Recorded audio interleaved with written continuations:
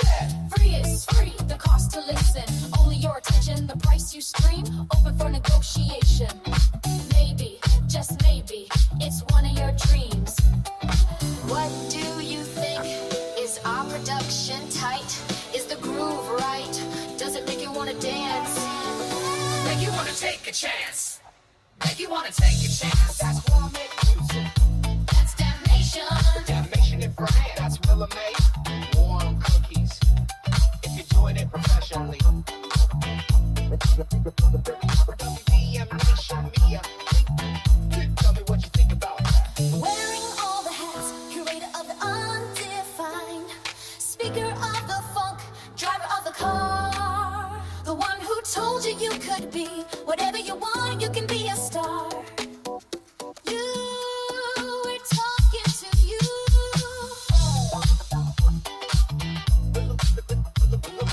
Willa May, ThinkTimm, damnation, we are talking to you. Hello, hello, hello. Welcome back to Why Make Music. This is episode 045, and yours truly, DJ Warm Cookies, Willa May, is in the mix. Today's episode is titled Wearing the 4-5. Now, if you're wondering what that means, let me break it down. It's a nod to Michael Jordan when he returned to the Chicago Bulls wearing number 45 after his first retirement. Hip-hop heads know the reference. Jay-Z even rapped When I Come Back, like Jordan, wearing the 4-5 in Encore. In our context, wearing the 4-5 is about comebacks and new phases. And hey, 45 has other meanings too. It's slang for a .45 caliber, and it's the speed of those small vinyl singles, the classic 7-inch 45 RPM records that DJs love.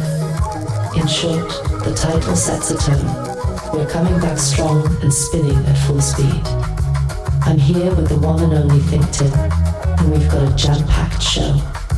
But first, let me give a big warm welcome and remind you where you can connect with us. We're broadcasting via WDMN Media, and you can find ThinkTimm, DJ Warm Cookies, and WDMN Media on all the socials: Instagram, Facebook, Blue Sky, SoundCloud, you name it. We love hearing from you. So be sure to like, follow, subscribe, poke or DM, send a carrier pigeon, whatever it takes to stay in touch.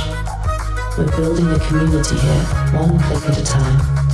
Before we dive into the main topics, quick status update. If I Was Your Producer, Volume 1, our first beat tape album, is out in the wild and slowly climbing. We're at about 5,500 streams so far, which is awesome. High five. Now, 5.5 thousand streams might not be breaking any Spotify records. Our grand goal isn't about going platinum on Spotify. It's about getting ears in the industry. We're using Volume 1 as a calling card to catch the attention of sync agents and music supervisors. Basically anyone who might want to license our music for film, TV, games, you name it. Licensing is the name of the game. So those streams are like little beacons saying, hey, check this out. We're playing the long game here, aiming for that big placement rather than short-term stats. Alright, that's the intro scoop. Now, as a special treat, we're doing a bit of a different format today. We've got ThinkTimm here live with us, chiming in throughout the show. So without further ado, cue the drum roll. ThinkTimm, take it away. Yo, welcome, welcome, welcome. Why Make Music episode 45045. Like Jordan coming back wearing the 45. Yo, big thanks to everyone, friend, family, stranger, internet person, acquaintance, whomever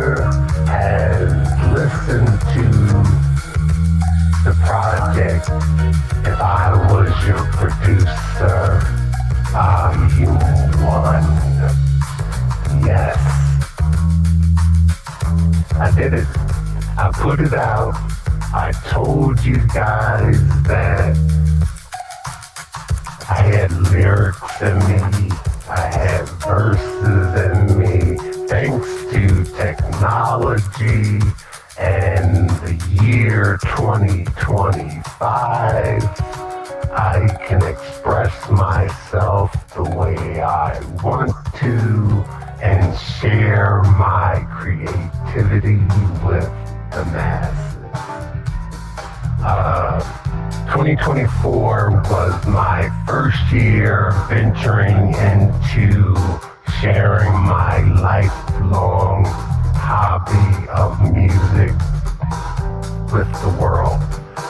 Small world, but everyone has access to it. Earlier this year, I laughed because I had a couple million views in India. I don't know, maybe my music, my instrumentals might have had a Indian feel to it, but they were digging me for a minute. Didn't make me any income, but I appreciate the time spent listening. The reason that I put together this volume or volumes of music is, like I said, the end goal is not to sell music. The end goal is not to get a million listeners, a million streams. The end goal for me is to try to market my music to be used wherever. I don't care if you're in a hotel lobby and you hear this playing in the background. I don't care if you're in an Uber and someone's playing easy listening music, instrumentals, vocals, hip-hop, R&B, pop. I have it all covered. Go to your streaming platform, Apple, Spotify, iHeartMusic, Tidal, Amazon, wherever, and put ThinkTimm in, ThinkTimm. There are 6 instrumental projects up there with 26 tracks apiece. I hope you have time because we're talking hours of music. You can work out to it, you can chill, you can clean the house, you can drive, you can go for a walk. I'm talking like an old person because I'm old, so you can even spend time with your significant other, your partner, your love, your boo, whatever you want to call that person you spend time with. Have conversation over it. If that's not up your alley, then you go to If I Was Your Producer, Volume 1. That album has music and lyrics and singing and rapping, and you could probably dance to it. I know that sounds like it's a commercial, but hey, it is a commercial. I want to take this time to tell you that I am doing my best to stay creative and keep you guys entertained. So I appreciate people who reach out, comments, DMs, messages. Go to the website. There's a ThinkTimm website. ThinkTimm. There's also the WDMNation.com. Oh, I said it wrong. WDMNation MEDIA.com. Those are the hubs for all things ThinkTimm. I am trying to make my ideas a marketable brand where you could do whatever. So back to the music. The music itself is basically me trying to contact music supervisors, sync agents. So when I say that I'm trying to put my music on to media such as commercial, movies, video games, so forth, so have you, it's real talk. So there are people, their jobs are to license music for movies. I apologize. English is my first language, and sometimes I mess up. Really, I do. So these sync agents or music supervisors, they search out new music, and hopefully it should be good, and they put it in the background of commercials, TV shows, anything. Wherever you hear music playing, someone is getting paid for that. So I've spent the majority of my life as a hobby making music. Hence the podcast is Why Make Music? Why is it called that? Because one good thing, if ever you meet someone who is creative, or anybody, or even anyone that has a career, ask them why they do what they do. Why make music? Why make art? Why did you pick the career that you picked? That will spark a conversation. So we are 45 episodes into my conversations about why I'm doing music. I was told that you should approach every podcast as though people are just tuning in for the first time. So if you've heard this from me before, it might be a little repetitive, but I grew up in a musical household. My father, my uncle, my brother, myself, we all are musical. I have always wanted to do it. Never did I want to be status of entertainer. I'm too grounded in reality. But dumber people have made money and their music isn't as good.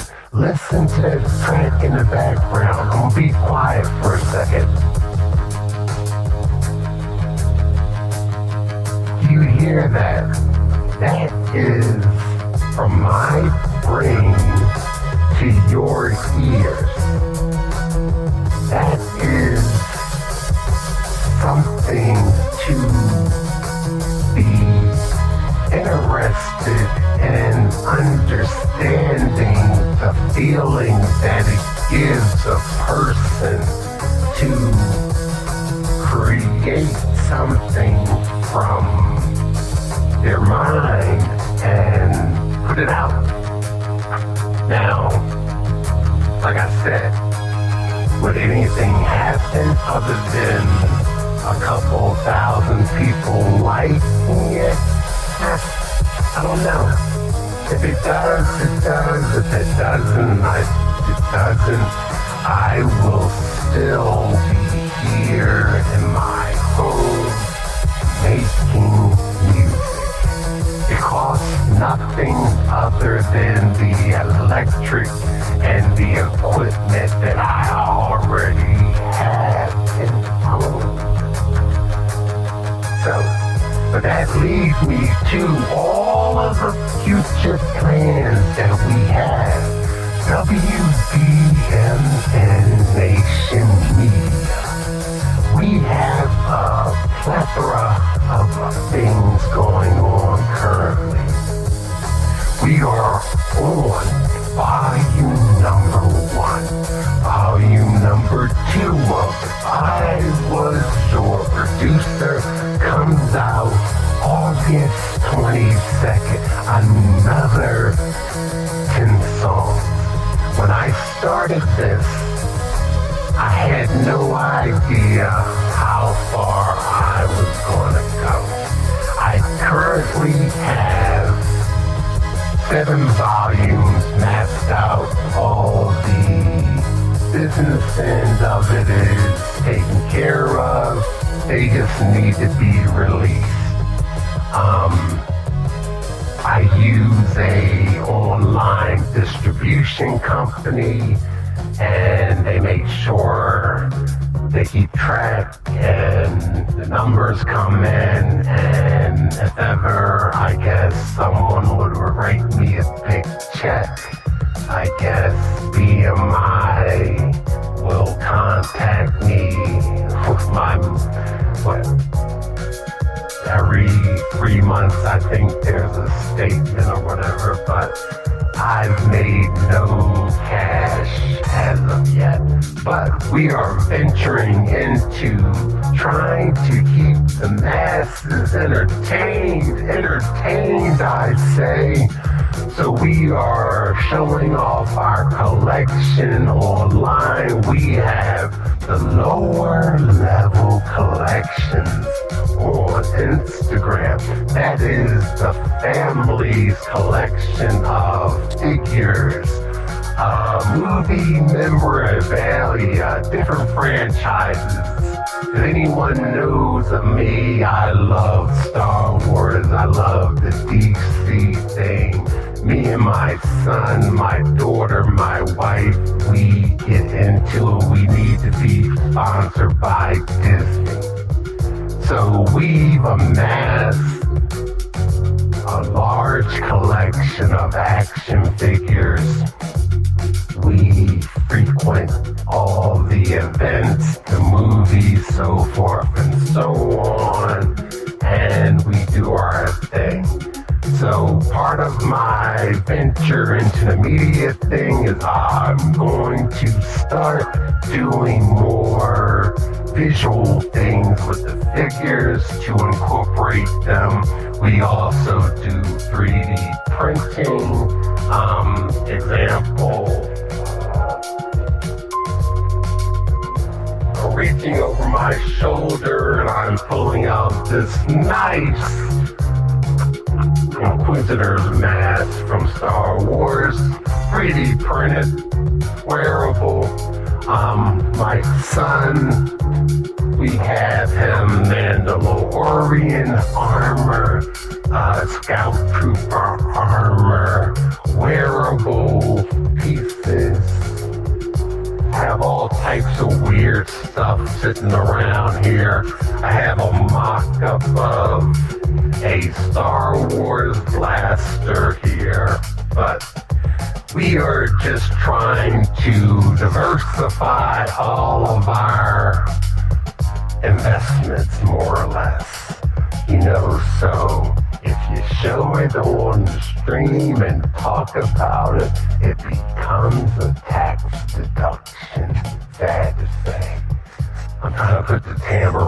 effect, if you hear that in the background. I'm going to throw this back to my digital personal assistant, DJ Warm Cookie, aka Willa May. She's going to keep you informed on a few other things going on here at WDMNation MEDIA, and I will tune back in with you a little later. I do believe she's going to talk about our digital marketing plan that we come up with, and she's going to go and explain some more things about our lower level collection. And she has some information about, information about Star Wars. Star Wars has a series called The High Republic, and it was basically just all books and whatnot, but it's coming to an end after almost 4 years of publication, and I enjoyed it. I read the majority of it. When I say read, I mean audiobook.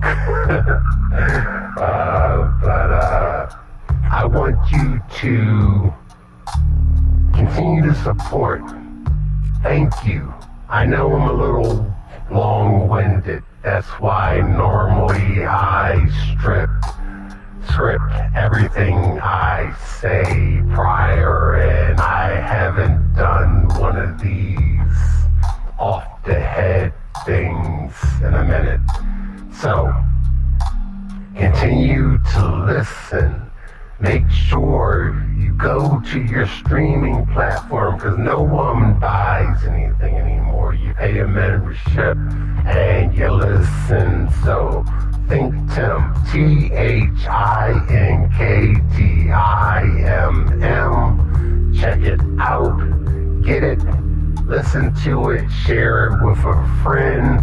Take it to the gym. Take it on a long car ride. Put it on. It's clean. Few curse words on some of the vocal tracks, but the instrumental is completely friendly, and like I said, it's 6 projects with 26 tracks apiece. So I hope you have time. I'm sure you enjoy it, and I will get back to you guys shortly, and we'll talk some more. We'll chop it up. I have this whole episode is slated for about 70 minutes or so. So I hope you can hang in there with us. Stay tuned, and remember, peace and enjoy.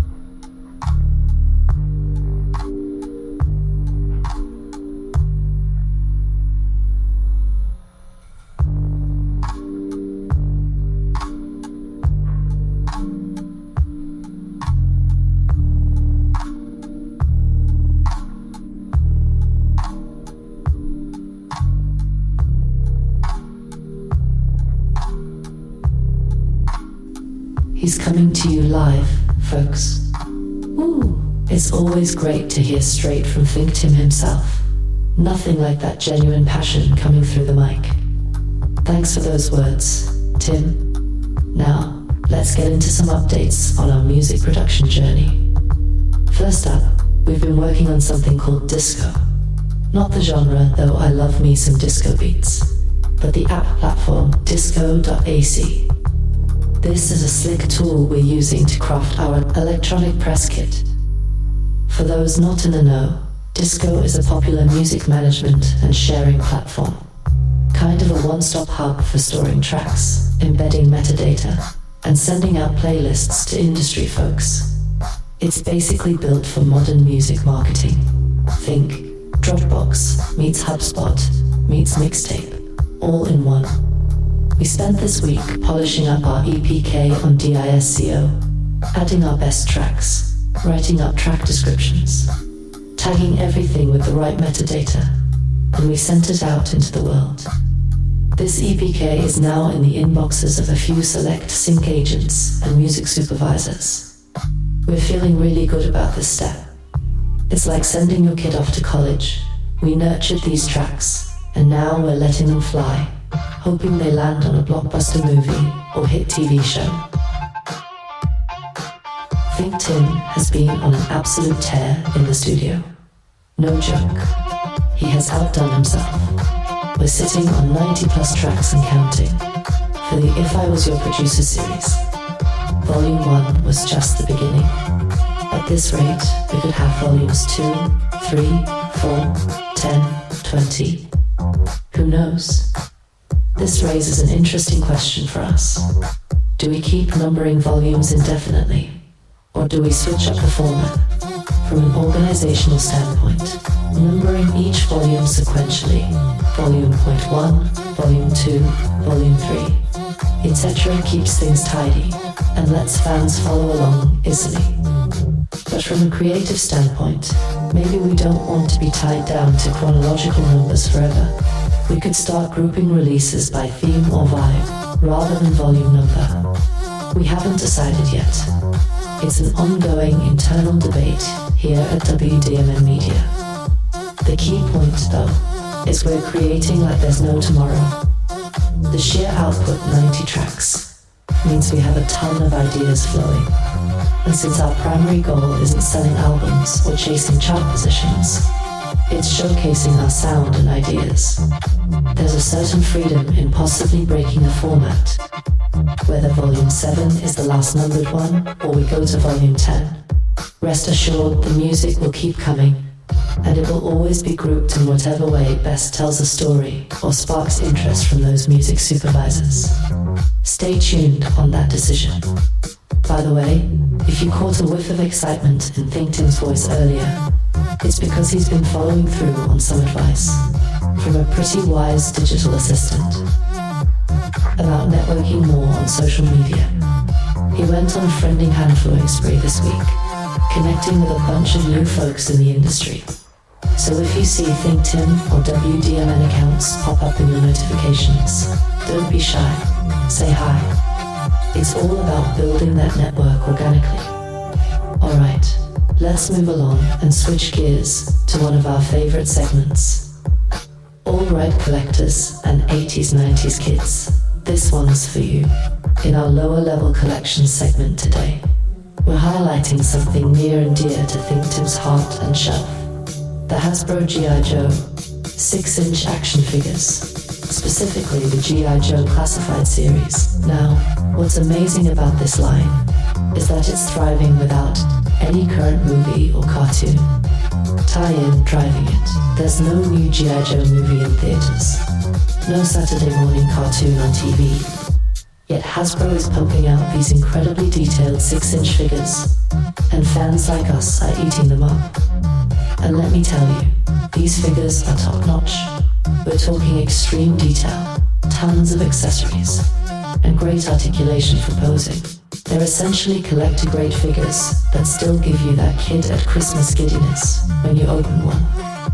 All-star lineup, the Classified series has brought back all the iconic characters. Duke, Snake Eyes, Scarlet, Cobra Commander, Destro, Storm Shadow, Baroness, you name it. Each figure comes with character-specific gear. For example, the Snake Eyes figure arms with his sword, knives, guns, even his pet wolf Timber in the deluxe set. The care put into sculpting the faces, uniforms, and weapons is impressive. These aren't the simple toys we had as kids. They're modern remixes of the classics that satisfy both the nostalgia and the desire for high quality. Detail and accessories. What blows me away are the accessories. For instance, the Cobra Troopers come with removable helmets, goggles, multiple guns, knives, and tiny details like armbands and web gear. Lady J has different hairpiece options, and her camera gun, Serpenter. Yes, they made a 6-inch Serpenter. Comes with his air chariot. It's clear the designers are fans themselves. And articulation. Most classified figures boast well over 20 points of articulation. Double-jointed knees and elbows, ankle rockers, ab crunch, swivels, the works, which means you can pose them in action stances that look straight out of a comic panel or cartoon frame. ThinkTimm will tell you, we've basically collected every figure released so far in this line. It's become a bit of an obsession at WDMNHQ, and we're not alone. The collector community is huge, with forums and YouTube channels dedicated to these figures. The line's popularity even allowed Hasbro to venture into crowdfunding special editions. On Hasbro Pulse, they launched HasLab campaigns to bring larger vehicles to life for the 6 scale. The first was the iconic Cobra HISS tank, which absolutely blew up. It required 8,000 backers to fund and ended up with over 26,000 backers by the deadline. Can you imagine 26k people all dropping money on a giant Cobra tank? Wild. The result is a beast of a toy, a high-speed black tank scaled for 6-inch figures, loaded with LEDs, removable panels, and it even came with multiple figures as stretch goals. Hot on its heels, Hasbro did a HasLab for the G.I. Joe Dragonfly XH1. That's the Joe Team's classic assault copter. Think of Wild Bill's ride. That one also smashed through its goal, ending around 24,000 backers for a cool $275. Backers got a nearly 34-inch long helicopter. Yes, almost 3 feet long, with working rotors, canopy, and a detailed cockpit. Basically a dream display piece for Joe fans. These crowdfunding successes show just how passionate the fan base is, even with no movie pushing the hype. Now, let's time travel for a moment. ThinkTimm's connection to G.I. Joe goes way back. We're talking old school, the original 12-inch G.I. Joe figures of the 1970s. Back then, G.I. Joe was more about being a generic action figure. Fun fact, the term action figure was literally invented by Hasbro for G.I. Joe in 1964 to market dolls to boys. These were the big figures with lifelike flocked hair and the legendary Kung Fu grip hands. Kung Fu grip was a game changer, introduced in 1974, giving Joe's flexible rubbery fingers that could actually grip weapons and gear. ThinkTimm often reminisces about his adventure team Joes. Those were the era where Joe wasn't just a military man, but an adventurer. Air adventurer, land adventurer, sea adventurer, etc. Each with different hair, beard colors, and specialties. One specific playset ThinkTimm always lights up about is the G.I. Joe Adventure Team Training Center from 1973. Picture this, a bright orange 3-foot-tall tower, a crank-operated crane, zip lines, the works, and a huge fold-out vinyl floor mat that simulated the ground base. He remembers setting up missions on that big 7-foot mat, with the tower in the middle and Joe's rappelling down on zip lines. It had a little elevated chairlift in the tower, targets for shooting practice, a cave for adventure scenarios. Basically the ultimate playground for a young imagination. And yes, he still has those original pieces proudly displayed on a shelf next to the new 6-inch Joes. It's a full circle moment. From childhood toys to high-end collectibles, the spirit of G.I. Joe lives on. Yo, Joe. Alright, Before I start trying to play with these figures on air, be glad you can't see me. I'm totally holding a little Cobra Commander right now. Let's move on to our next major topic. In a galaxy far, far away, it is the end of an era. Star Wars has been exploring a period known as the High Republic for the past few years. And now that epic multi-year story arc is reaching its grand finale. For those who might not be familiar, the High Republic is a bold publishing initiative that Lucasfilm kicked off in 2021, telling Star Wars stories set approximately 200 years before Episode 1, The Phantom Menace. This was the golden age of the Jedi Order. The Jedi were numerous, and at their peak, the Republic was expanding, and things were, well, relatively peaceful, at least at the start.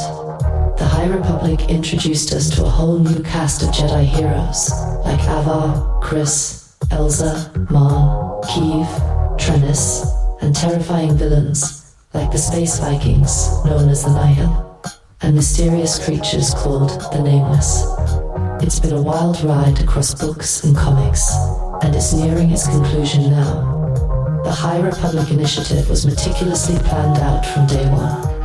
The story has been delivered in 3 phases, akin to trilogy eras.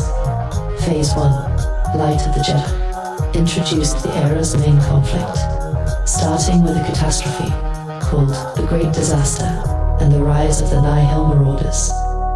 Phase 2, Quest of the Jedi, actually went back 150 years further, a prequel phase, to give background lore and depth, a time of explorers and settlers in the Outer Rim. And now we're in Phase 3, Trials of the Jedi, which jumps back to the original characters a year after Phase 1 to deliver the climactic confrontations, according to the official timeline. Phase 3 is the thrilling conclusion that pits the Jedi against powerful new foes in a time of chaos for the Republic. Essentially, all the plot threads and character journeys from Phase 1 are coming to a head. The bad guys, Nihil leader Markian Rome and his forces, have thrown the galaxy into disarray. There's an occlusion zone, cutting off planets, communications blackouts, and a mysterious leveler creature turning Jedi to stone. Really dark, dire stuff. The Jedi are fighting on multiple fronts to prevent total disaster. It's the kind of high-stakes, all-or-nothing scenarios Star Wars fans love. One cool thing about the High Republic is that it's been a multi-platform storytelling effort from the start. We got adult novels, young adult novels, kids' books, comic series from Marvel and Dark Horse, even an audio drama and manga. The idea was to give fans many entry points. If you're a hardcore reader, you read all the books and comics. If you're a younger fan or just want visuals, they even created a children's animated series on Disney Junior, Disney Plus, called Young Jedi Adventures, which is set during the High Republic era and follows younglings on light-hearted missions. Fun fact, Young Jedi Adventures is actually the first ever TV show set in the High Republic period, introducing little kiddos to concepts from that era in a cute, age-appropriate way. And for the older audience, Lucasfilm has the action series called The Acolyte. This show on Disney Plus is set at the tail end of the High Republic era, roughly 100 years before Episode 1, and it explores the emergence of the dark side. Think Sith shenanigans brewing while the Jedi are still complacent. The Acolyte attempts bridge the High Republic era to the era of the films, focusing on a former Padawan reuniting with her Jedi Master to investigate crimes, only to encounter shadowy forces of the dark side. Chills, right? The High Republic has been helmed by a brain trust of renowned Star Wars authors. The original team of 5 architects included Claudia Gray, Charles Sowell, Cavan Scott, Justina Ireland, and Daniel Older. They mapped out the era's big story arcs together in a project initially codenamed Project Luminous. Later phases brought in additional talented writers like Zoida, Tessa Grattan, George Mile, Lydia Conn, and others. This collaborative approach gave the whole initiative a cohesive feel, even as the stories spanned different formats and age groups. And the result? A refreshing new take on Star Wars that still feels quintessentially Star Wars. Fans got to see Jedi in a new light, wearing white and gold robes, patrolling the frontier, each having unique Force philosophies and abilities. We saw the Republic at a time of optimism and expansion, launching great beacons and fairgrounds in space. And we got truly terrifying villains in the Night Hill, who were very different from Empire or First Order, more chaotic and Mad Max-like. Now, here in mid-2025, the High Republic saga is wrapping up. Phase 3, titled The Trials of the Jedi, launched in late 2023 and is scheduled to conclude by spring 2025. The final wave of novels and comics is on the horizon. For example, Charles Sowell, one of the chief architects, is writing the capstone adult novel, Trials of the Jedi due in 2025, which will likely be the big finale. The storytelling has been intense. Major Jedi characters have fallen. The stakes are super high.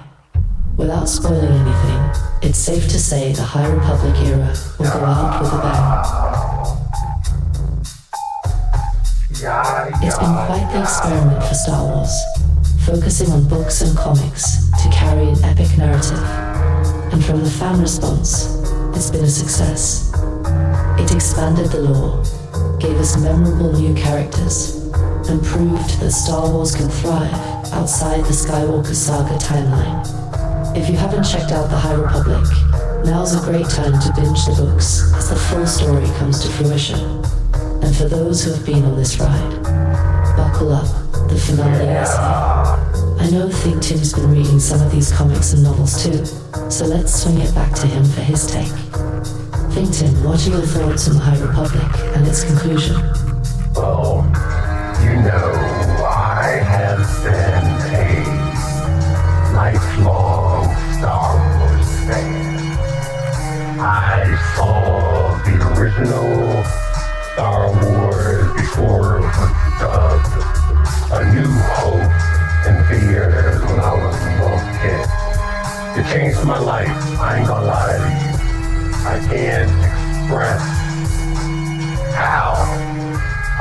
It opened my mind at an early age, and I can't say that every Star Wars recreation or reboot is for everybody, but to somebody, this High Republic is going to be their jump off.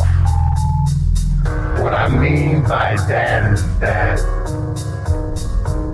we shouldn't criticize or we shouldn't expect to love everything that people create or give us. I say that because, don't get me wrong, I enjoy the High Republic. It's just that in my opinion, it was so many Jedi doing such an array of things. There were love affairs, there were betrayals, they were undercover agents, they were wayfinders. The books are really good, the comics are really good. I never really watched the Young Jedi Adventures. I enjoyed the Acolyte.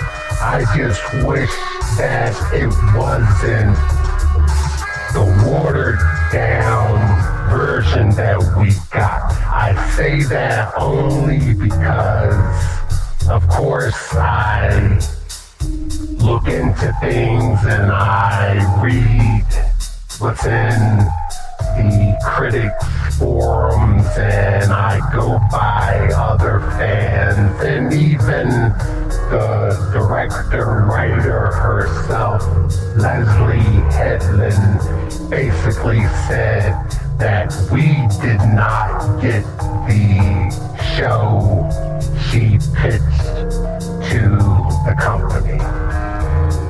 So, with that being said, if the person who made it wasn't completely happy, me as a fan could say it was good.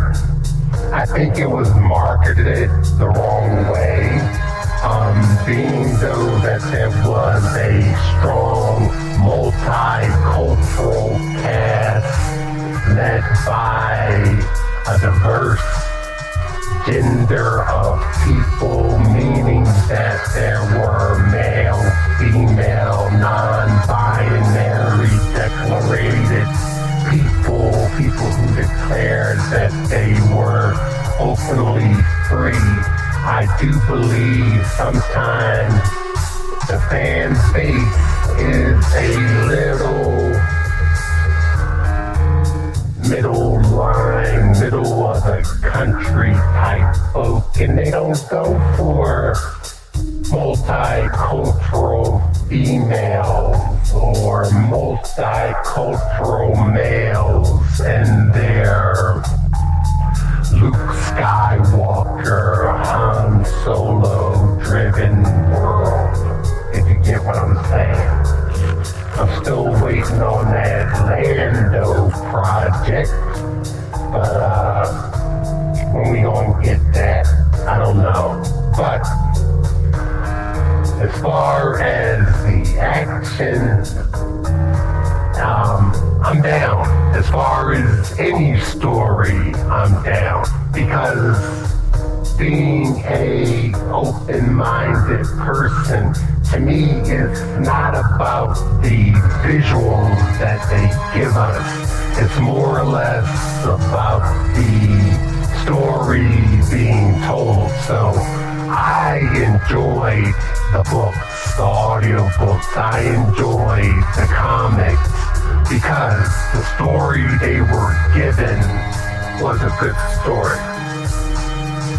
But I'm not gonna lie, I had my High Republic cheat sheet, so every time they spoke of a character, I went back to look up that character to find out that all the things I need to know. Now, if they were to give us the written material and that was supplementing live action or animated series where I had the opportunity to get completely familiar over this 4 to 5 year period, I think that would have worked out nicely because there were some very good characters that had good traits that reminded you of the Jedi that you may have met in the prequels, or where the Jedi could have gone forward after the prequels into the sequels, or even after the sequels. Listen to me nerd out. We are attempting to expand our footprint here. You know, hopefully listening to me talk about Star Wars, the media, the Marvel Universe, DC Universe, Jurassic World, Aliens, Predator, all these things will show you that you can be multifaceted. Speaking of multifaceted, let's give a big up for the WNBA. I am watching more WNBA games than I'm watching NBA games. Reason being, there's new faces and they're exciting and they're packing a house. and they're doing a great job. Give them girls, give those women, give those players their money. They're trying their best to earn it. Speaking of earning money, WDMN merchandise available on tpublic.com under ThinkTimm, available on threadless.com under ThinkTimm. We have t-shirts. Let me tell you how both of those companies work. I did all the artwork myself. I designed the artwork, I uploaded, and you can get the graphic art on whatever piece of clothing you want. Basically, hoodies, t-shirts, tanks, onesies, iPhone cases, toasters, pillows, hats, coffee mugs. You gotta have coffee in the morning. And a rhyme, that's something coming.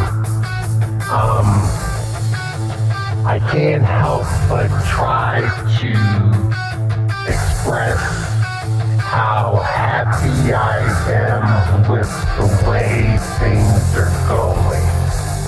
It's a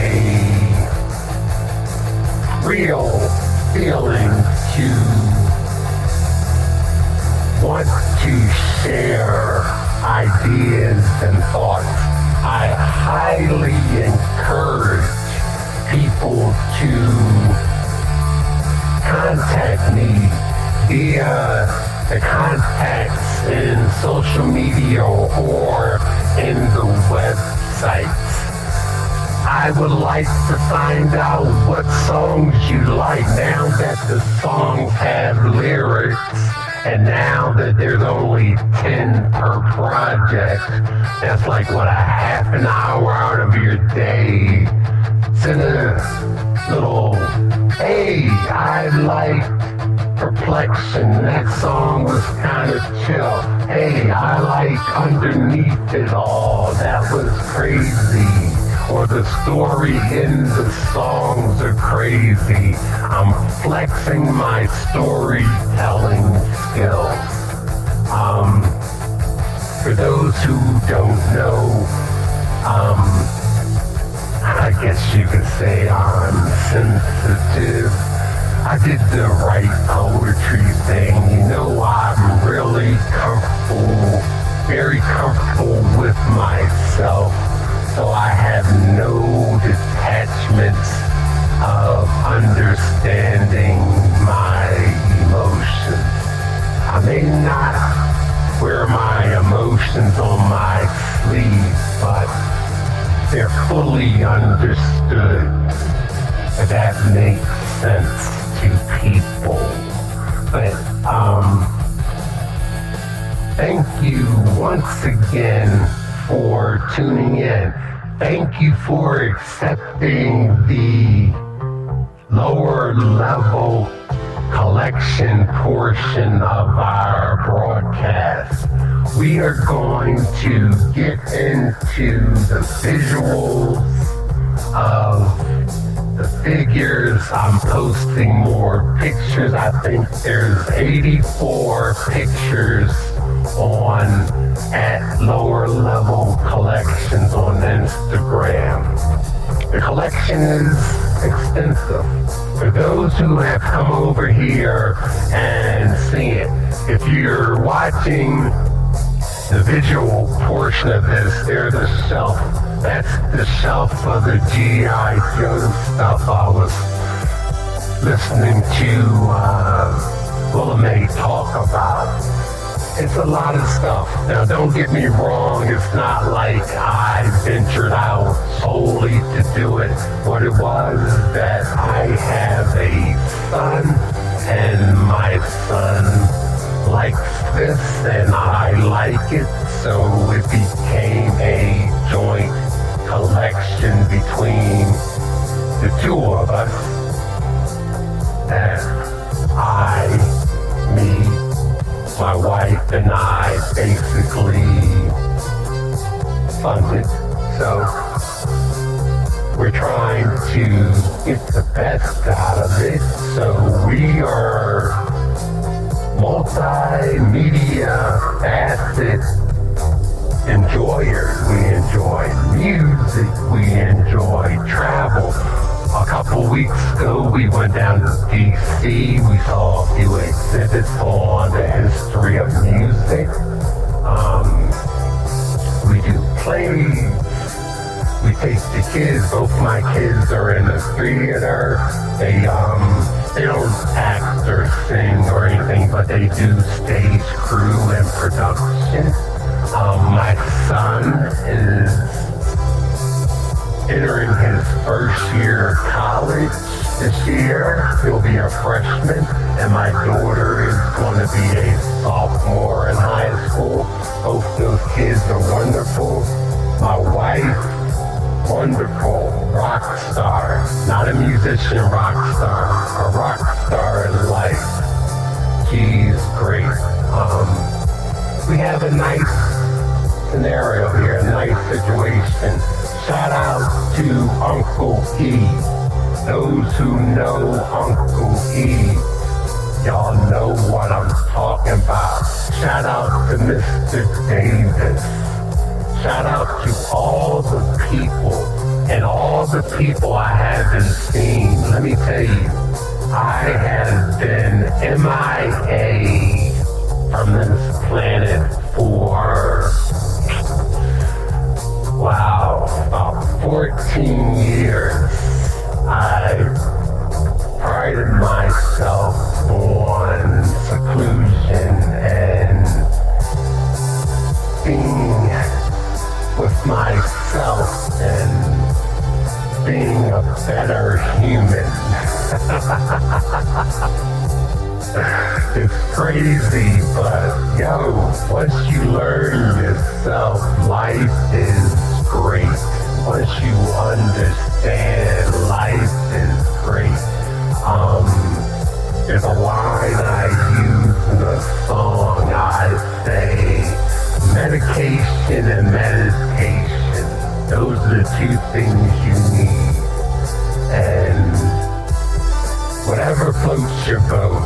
I'm a judgment-free person, and right now, truthfully, I guess of all the projects going on in my imaginary ThinkTimm world, my life away from my imaginary life is really good. It's wonderful. I think life is good. The only thing that will make it better is if that check for $1 million showed up in the mailbox. Yeah, I've been waiting on that. I'm sure we all have. Listen, we've been doing this cool thing as of lately. I tried it a couple times this week. I go on social media, Instagram Live, and I play tracks on the live thing. I even tried doing it with the DJ turntable thing I have there. I did last night, and it runs anywhere from a half an hour to an hour, and I definitely play the majority of the tracks off the new project. I've also started playing some different versions of those songs and playing unreleased material.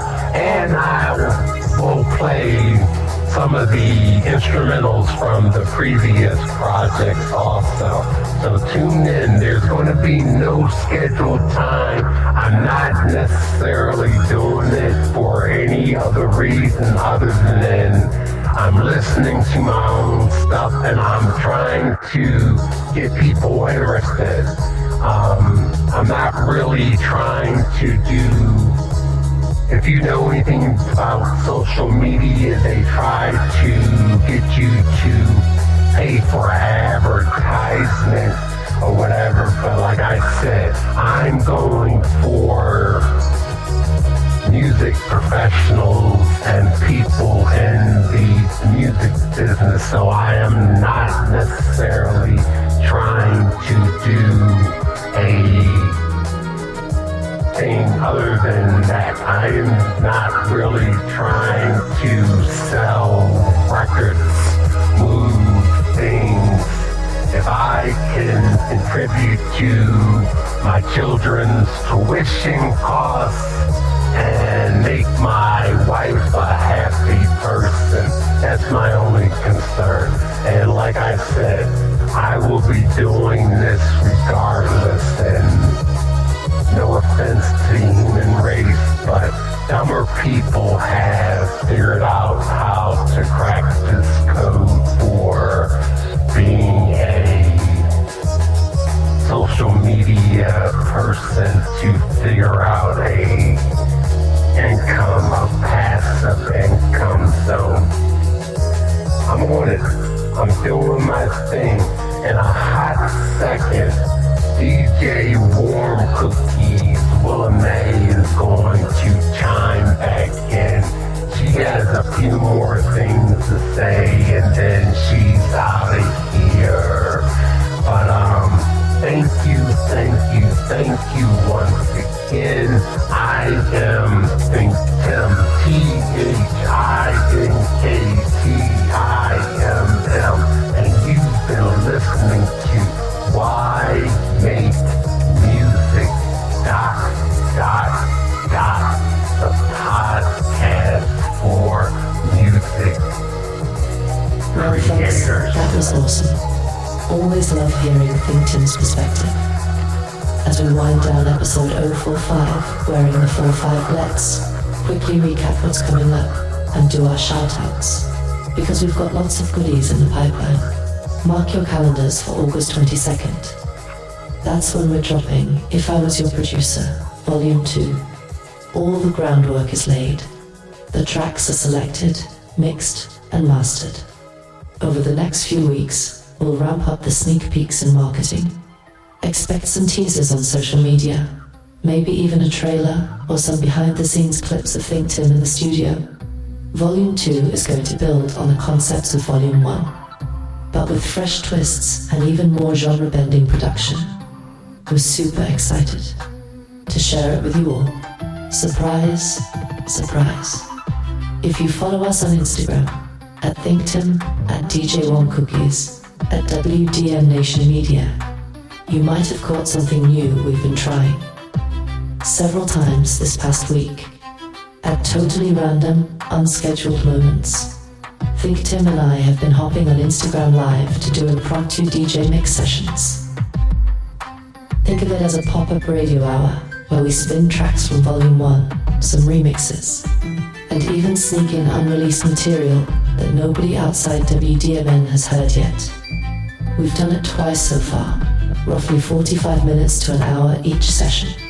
Yes, the audiences have been small. Hey, if you don't schedule it, people don't know to come, that's fine, but we're not sweating it. The whole point is to experiment and have fun with spontaneous live interaction. It's actually been a blast seeing even a handful of folks join, throw emojis in the chat, ask questions like what song is that, etc. It makes our day to get that real-time feedback. And we plan to keep doing these at random times. It could be late night, could be lunchtime, whenever the mood strikes and the turntables are hot. So keep an eye on those IG notifications. You might catch an exclusive jam session where new tracks get played first on livestream. All the music we spin, by the way, is 100% original. Written, produced, and arranged by ThinkTimm. No top 40 filler, just our catalogue in the mix. It's a new way for us to reach out and engage with you in a raw, unfiltered setting, and we're loving it. As we close out, I want to give shout-outs to everyone and everything making this journey possible. Big thanks to all the streaming platforms carrying our music: Spotify, Apple Music, Amazon, Tidal. You guys let us share our sounds globally at the click of a button. Shout out to the podcast platforms where this show might be syndicated. Whether you're on Google Podcasts, Apple Podcasts, Stitcher, or any podcast app, we appreciate you tuning in. Instagram, Facebook, Blue Sky, Threads, wherever you follow, ThinkTimm or WDMN, we see you, we appreciate you. The comments, the likes, the shares, it all matters and keeps us motivated. And let's not forget, if you want to rep the movement, check out our designs on TeePublic and Threadless.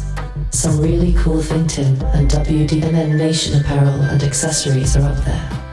Wear a t-shirt, slap a sticker on your laptop, hang a poster, show the world you're part of this creative journey. Every little bit of support helps, and it's also just really cool to see our logo out in the wild. Last but not least, a huge shout out to our websites, ThinkTimm.com and WDMNationMedia.com. You can find our complete catalogue, videos, blog posts, contact info, and more. The sites have been freshly updated, and they're looking slick. Dive in and explore. Who knows, you might discover a song or a story you missed. Alright, that's it from DJ Warm Cookies for this episode. It's been a pleasure as always, sharing laughs and knowledge with y'all. Remember, whether you're wearing the 4-5 or the 2-3 or whatever jersey life gives you, keep coming back strong and keep that music playing. ThinkTimm is gonna hop back on for a final goodbye after me, but until next time, stay creative, stay inspired, and stay hungry. And I don't just mean for cookies. Love you all, WDMN Nation represent. This is Willa May, DJ Warm Cookies, signing off. ThinkTimm, take us home. Home is where the heart is. That is what they say. That is what I believe, and that's what I'm living. Listen, thank you guys for tuning in, and I miss doing this live. I'm going to do a little more often. Maybe I can do little weekly blurbs when I'm down here, you know. Listen, I spend hours down here creating. Maybe I could just record myself recording music or whatever and talk to the camera as opposed to rolling off the head or going for some scripted stuff. But listen, what do you like? Do you like thoughtful music? Do you like party music? Do you like conscious rap? Are you liking pop? I'm not gonna lie to you, because I've been chilling with the kids and the family, yo. I've been getting my Taylor Swift on. I've been getting my Billie Eilish on. What's that dude named Benson Boone? Tyler, the Creator, Doechii. I saw the Pink Pantress the other night. I guess that's how you say her name. I kind of enjoyed her music because it didn't sound the way I thought it would. I don't know if that's good or bad, but she had a very normal looking image. Chapel Roan, she is one to watch out for. She's really cool. I like her. Hip hop, all the independent new folks that are coming out that are bringing rapping back. I pause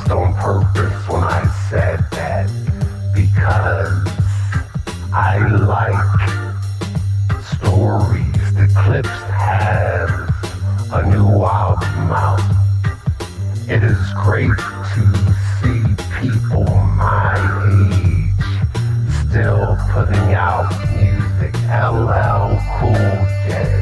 There was a video clip going around a couple of weeks ago with Big Daddy Kane and Rakim. What do y'all know about Rakim? Rakim is one of the, if not the greatest rapper. Now, the greatest rap delivery person has to be Black Thought from the Roots.